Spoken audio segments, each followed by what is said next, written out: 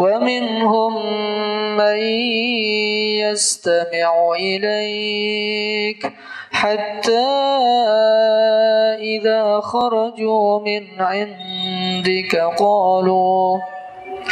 قالوا للذين أوتوا العلم ماذا قال آنفا أولئك الذين طبع الله على قلوبهم واتبعوا أهواءهم. إن الحمد لله نحمده ونستعينه ونستغفره ونعوذ بالله من شرور أنفسنا ومن سيئات أعمالنا من يهد الله فلا مضل له ومن يضلله فلا هادي له وأشهد أن لا إله إلا الله وأن محمدا عبده ورسوله وصلى الله على محمد وعلى آله ومن صار على نهجه القويم ودعا إلى صراط المستقيم إلى يوم الدين وسلم تسليما كثيرا. يا أيها الناس اتقوا ربكم الذي خلقكم من نفس واحدة وخلق منها زوجها وبث منهما رجالا كثيرا ونساء واتقوا الله الذي تساءلون به والأرحام إن الله كان عليكم رقيبا. اللهم علمنا ما ينفعنا وانفعنا بما علمتنا وزدنا علما وأرنا الحق حقا وارزقنا اتباعه وأرنا الباطل باطلا وارزقنا اجتنابه. أما بعد. Ma'asyiral muslimin, jamaah Jumat rahimakumullah. Segala puji hanyalah milik Allah Subhanahu wa taala, yang mana Allah Subhanahu wa taala masih berikan kita nikmat kesehatan, nikmat kesempatan serta nikmat yang paling besar, yaitu nikmat iman wal Islam. Sehingganya Allah masih perkenankan diri kita untuk hadir di tempat yang paling Allah cintai, di mana lagi kalau bukan di masjid, dalam rangka yaitu menjalankan salah satu syariat Islam, salat Jumat berjamaah. Salawat dan salam semoga selalu tercurah kepada baginda Nabi Muhammad sallallahu alaihi wasallam yang telah memberikan begitu banyak sumbangsi beliau, terutama kita mengenal Islam karena hadirnya beliau. Kita mengenal Islam dengan baik karena beliau. Maka patut di hari ini, di hari Jumat yang mulia ini, perbanyak kita bersalawat kepada Nabi Muhammad sallallahu alaihi wasallam. Ma'asyiral mu'minin, jamaah Jumat rahimakumullah. Salah satu doa untuk meminta ketakwaan kepada Allah yang terdapat di dalam hadis sebagaimana diriwayatkan oleh Zaid bin Arqam radhiyallahu anhu, beliau berkata, Rasulullah sallallahu alaihi wasallam bersabda, Allahumma inni a'udzubika minal ajzi wal kasal wal bukhli wal haram wa adzabil qabri. Allahumma ati nafsi taqwaha wa zakkaha anta khairu man zakkaha anta waliyuha wa maulaha. Allahumma inni a'udzubika minal ilmi la yanfa' wa min qalbin la yakhsha wa min nafsin la tashba' wa min ad-da'wati la yustajabu laha. Artinya, ya Allah, aku berlindung kepadamu dari kelemahan, kemalasan, kekikiran, ketuaan, kepikunan dan siksa kubur, ya Allah. Datangkanlah pada jiwaku ini ketakwaan dan bersihkanlah ia. Engkau Allah sebaik-baik yang membersihkan. Engkau Allah perlindungan dan Rabbnya. Ya Allah, aku berlindung padamu dari ilmu yang tidak bermanfaat dan dari hati yang tidak khusyuk, nafsu yang tidak pernah puas dan doa orang yang tidak dikabulkan. Takwa adalah dengan menjauh. Jamaah Jumat rahimakumullah, sebelumnya khatib mewasiatkan kepada kita untuk selalu meningkatkan ketakwaan kita kepada Allah, yang mana takwa adalah dengan menjauhi yang haram. Di antara perbuatan yang haramkan adalah minum khamar, miras, minuman keras, minuman beralkohol, atau segala sesuatu yang memabukkan. Apa itu khamar? Khamar secara bahasa bermakna buah anggur yang diperas dan memabukkan, menutupi akal. Khamar disebut demikian karena khamar bisa menutupi akal. Jadi secara bahasa khamar berasal dari anggur, bukan berasal dari jenis lainnya.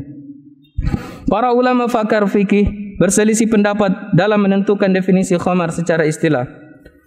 Pendapat terkuat yang mengatakan bahwa khamar itu meliputi segala sesuatu yang memabukkan sedikit ataupun banyak, baik berasal dari anggur, kurma, gandum atau yang lainnya.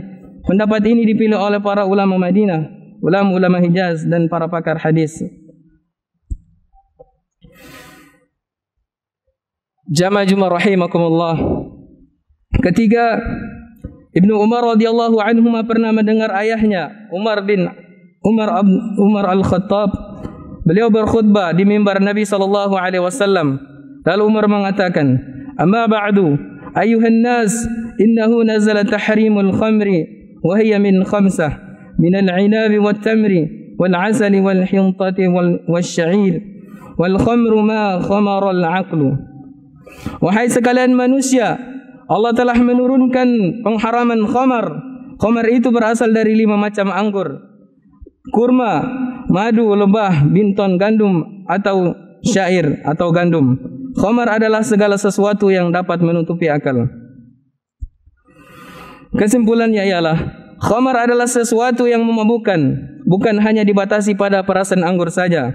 Mabuk itu memiliki 2 sifat. Yang pertama hilang kesadaran, dan yang kedua merasakan sensasi tenang atau rileks hingga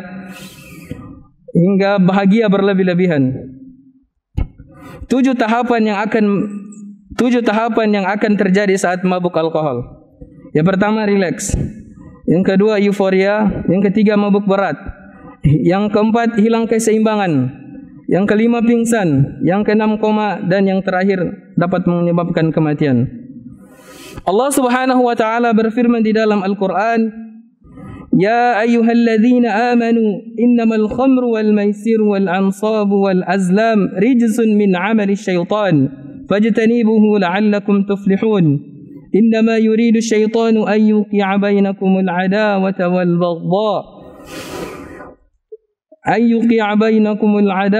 baghdha fil khamri wal maisiri wa yasuddakum 'an dzikrillahi wa 'anis salati fahal antum muntahun."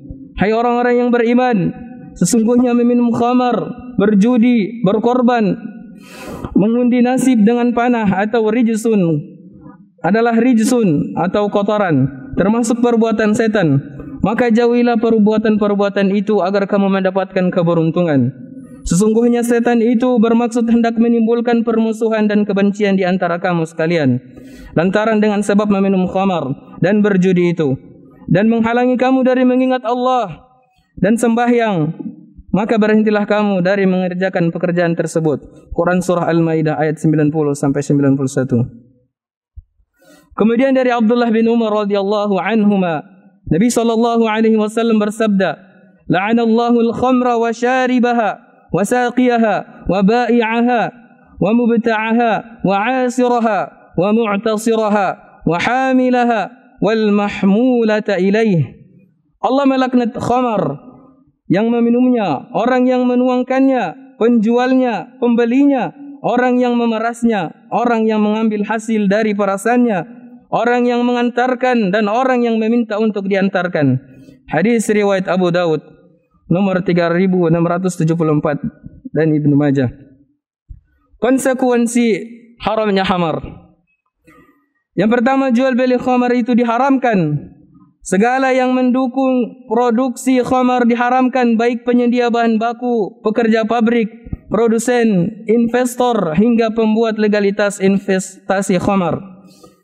Yang ketiga, segala sesuatu yang mendukung konsumsi khamar diharamkan, seperti pemesan, pelayan, pemberi hadiah, agen, pedagang besar dan pengecer. Yang keempat, tidak duduk-duduk di sekitar orang yang minum khamar. Yang terakhir, khamar tidak boleh dijadikan obat. 3 dosa bagi peminum khamar. Pertama, pecandu khamar disamakan dengan para penyembah berhala.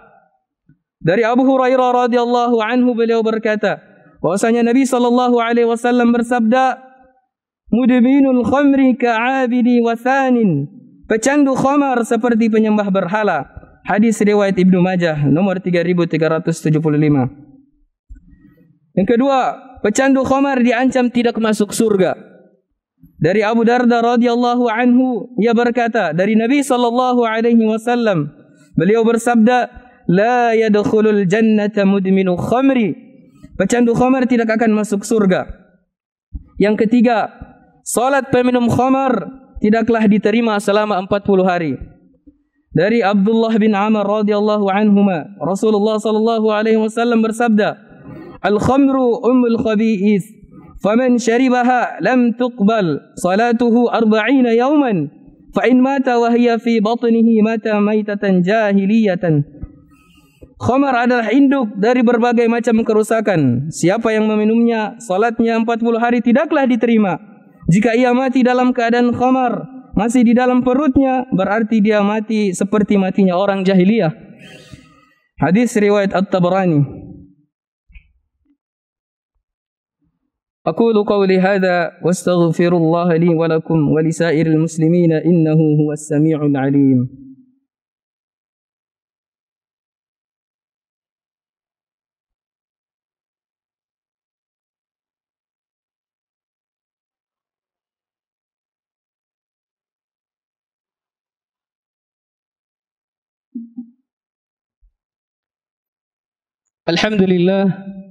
الحمد لله رب العالمين، والصلاة والسلام على أشرف الأنبياء والمرسلين نبينا محمد وعلى آله وصحبه أجمعين.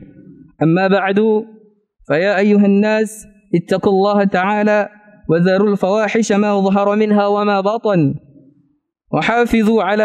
وحافظوا على طاعته وحضور الجمعة والجماعة. واعلموا أن الله أمركم بأمر بدا فيه بنفسه وثنى بملائكته قدسه، فقال تعالى: ولم يزل قائلا عليما: إن الله وملائكته يصلون على النبي يا أيها الذين آمنوا صلوا عليه وسلموا تسليما. اللهم صل على محمد وعلى آل محمد كما صليت على إبراهيم وعلى آل إبراهيم إنك حميد مجيد، وبارك على محمد وعلى آل محمد كما باركت على إبراهيم وعلى آل إبراهيم إنك حميد مجيد. اللهم اغفر للمسلمين والمسلمات والمؤمنين والمؤمنات الأحياء منهم والأموات إنك سميع قريب مجيب الدعوات. ربنا هب لنا من أزواجنا وذريتنا قرة أعين واجعلنا للمتقين إماما. اللهم إنا نسألك الهدى والتقى والعفاف والغنى. اللهم اكفنا بحلالك عن حرامك وأغننا بفضلك عمن سواك. اللهم إنا نعوذ بك من زوال نعمتك وتحول عافيتك وفجاءة نقمتك وجميع سخطك. اللهم إنا نعوذ بك من البرص والجنون والجذام ومن شيء الأسقام. اللهم أحسن عاقبتنا في الأمور كلها وأجرنا من خزي الدنيا وعذاب الآخرة. ربنا آتنا في الدنيا حسنة وفي الآخرة حسنة وقنا عذاب النار. وصلى الله على نبينا محمد وعلى آله وصحبه ومن تبعهم بإحسان إلى يوم الدين. وآخر دعوانا الحمد لله رب العالمين. أقيم الصلاة. والذين اهتدوا زادهم هدى وآتاهم تقواهم